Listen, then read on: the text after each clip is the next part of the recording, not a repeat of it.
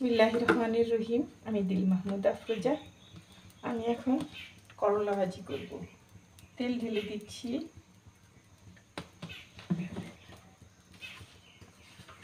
দিয়ে দিচ্ছি পেঁয়াজ কুচি,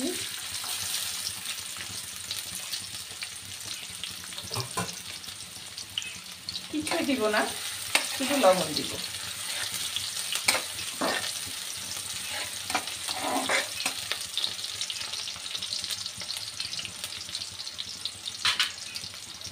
আমি দিয়ে দিব এখন করলা।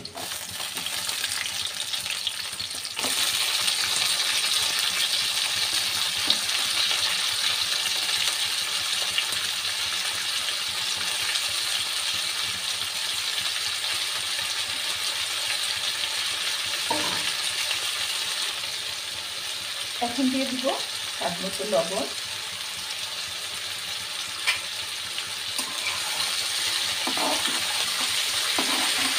করলা ভাজিতে একটু দিতে হয় শুধু পেঁয়াজ আর লবণ, এই দুটো দিলে বাস। করলা ভাজিতে অনেক হলুদ বা কোনো মশলা কোনো টেস্ট থাকে না।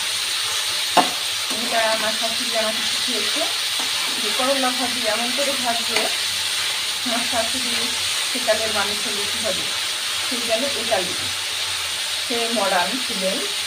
সে বলতে করলা ভাজি যেন ভাঙে না, যখন দেখো না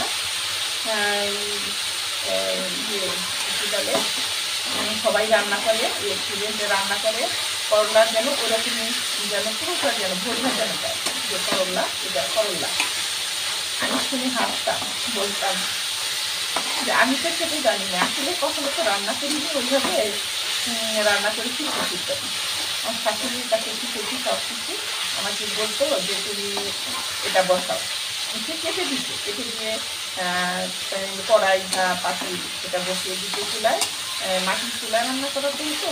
আমাকে চলা দিয়ে তারপরে লাঠি দিয়ে মোটা যেন সেটা বেশি কাজ করতে না পারে, এবার জলে যেন শুধু জলে সেটা যেন নিভে না।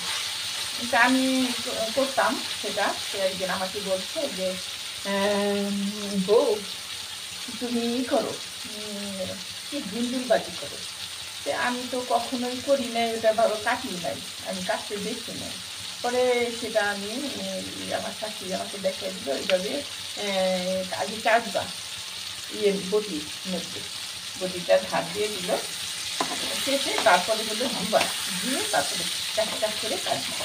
কাটি সেইভাবে কাটার পরে এখন ভাজি বসিয়েছি। বসানোর পরে সিদ্ধ হবে না, আমি ঢাকনা দিয়ে একটু পানি দিয়েছি। কারণ আমার শাশুড়ি আসছে, পাশের বাড়িতে গিয়েছিল, সেখান থেকে আসছে, আসতে বলতে শুধু ভাজি হয় নাই।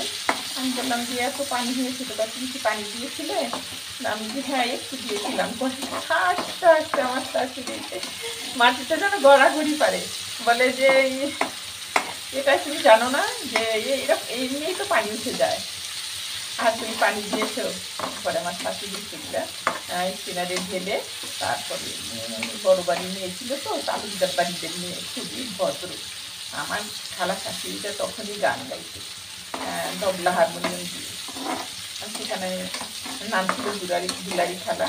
সে সুন্দর করে গান গেল, বললো যে আমি তো রেডিও সেন্টারেও গান গাই। তখন তো রেডিও ছিল, তখনই বুঝলাম যে না, তারা সব দিক দিয়ে সচেতন।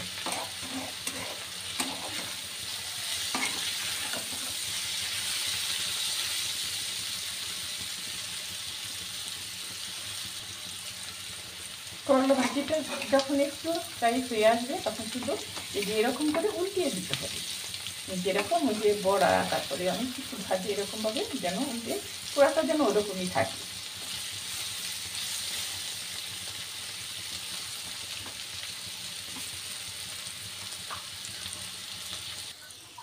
হয়ে গেল আমার করলা ভাজি। এই ভাজিটা যদি আপনারা এরকমভাবে ভেজে খান তাহলে বারবার ইচ্ছে করবে করলা ভাজি। করলা ভাজি না খেলে তো ভালোই লাগে না, তেঁতুর মধ্যে একটু মজা আছে, একটা অন্যরকম টেস্ট।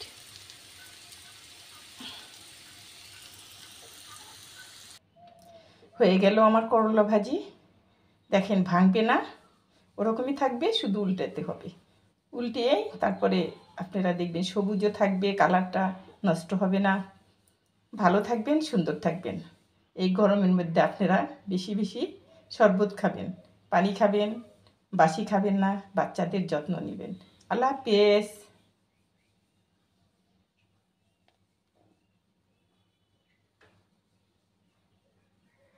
রান্না করছি পালং শাক। এখন তো পালং শাক বেশি পাওয়া যাবে, কারণ এখন কৃষকরা হচ্ছে চর এলাকায় তারা মটর গেড়ে তারপরে তারা আবাদ করে, ওখান থেকেই আসে। দেখতে থাকুন।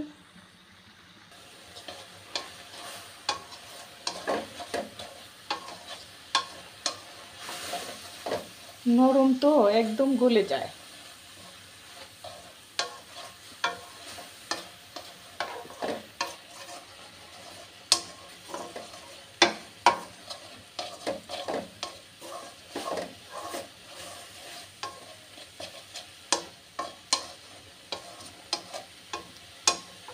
প্রত্যেক দিনই শাক রান্না করতে হয়।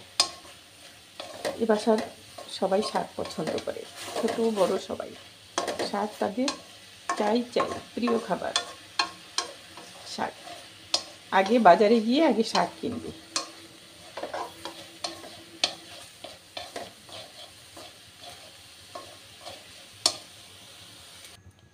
অন্য পাত্রে শাক আমি সম্বার দিব। দিয়ে দিচ্ছি তেল, মরিচ ভাজবো, শুকনো মরিচ,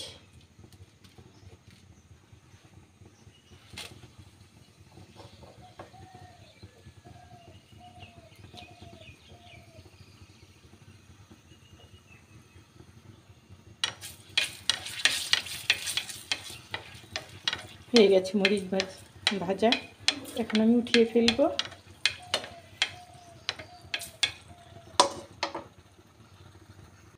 দিয়ে দিব পেঁয়াজ কুচি, রসুন কুচি, দুটো কাঁচামরিচ।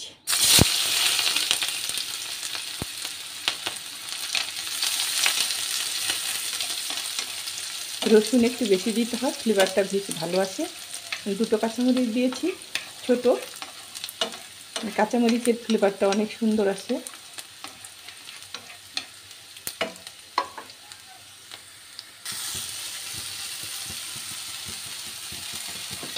শাক একটু হয়ে গেছে।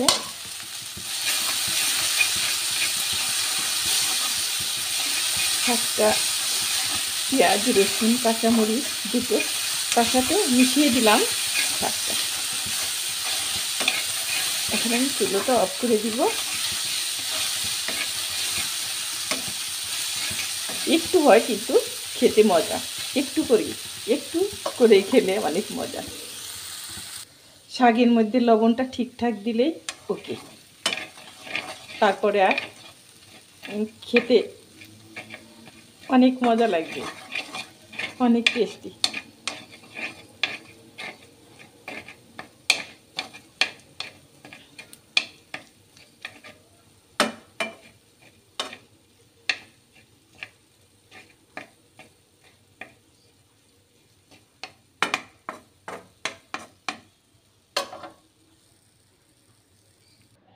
শাক রান্নাটা হয়ে গেল, আপনারা করে খাবেন। তেল ঢেলে দিচ্ছি, ডিম রান্না করব।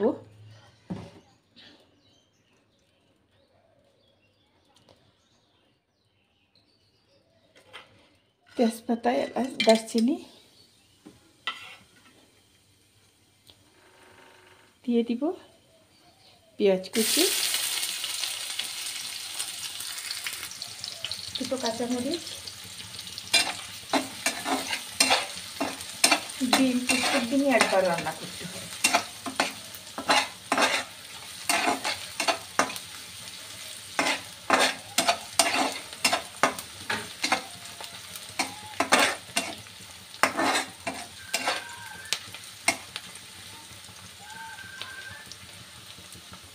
হলুদ গুঁড়ো,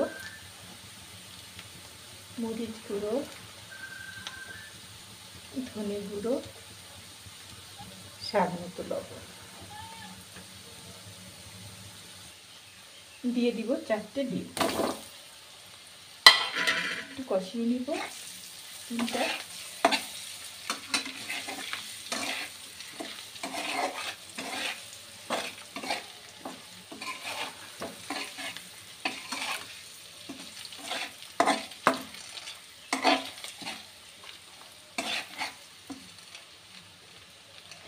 আমি এখানে একটু পানি অ্যাড করব।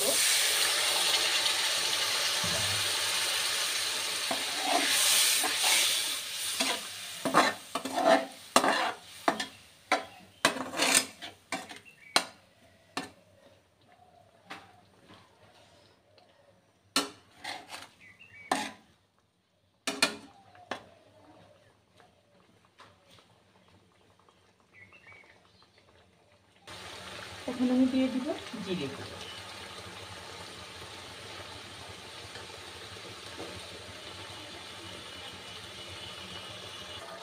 দিয়ে দিলাম 4টা কাঁচামরিচ,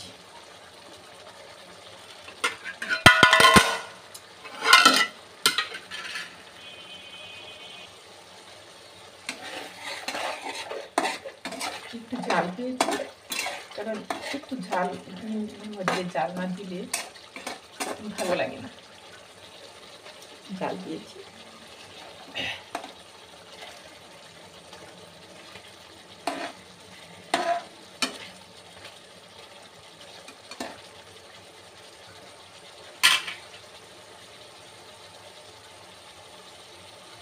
ডিম রান্না হয়ে গেছে, অফ করে দিব চুলো।